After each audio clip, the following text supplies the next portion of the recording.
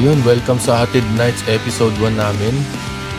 Itong content na to, yung pag mga maghahatid ako sa aking girlfriend pa uwi, binangonan. So yun, dito kami sa Kalayaan, may nakasabay pa kaming klase. Kaya busina, peace sign. Dito naman, BG si Toyota. Nung green light na, biglang tumirik yung motor ko. Pakinggan nyo.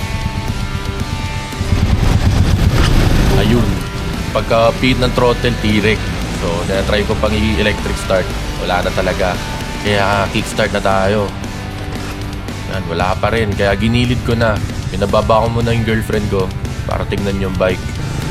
Yan, chinecheck ko yung baterya, yung carb, o baka may sira lang. Kaya wala pa rin.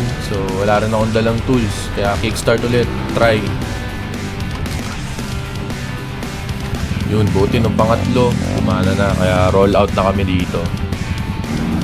So nag C5 na kami, papuntang C6.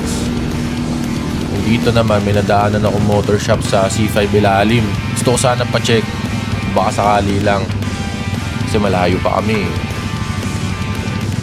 So, nung nandito na sa motor shop, gumana naman bigla yung electric start.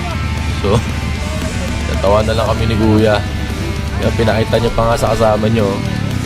Kaya bounce na kami dyan. Sabi nila natakot daw sa mekaniko yung motor ko.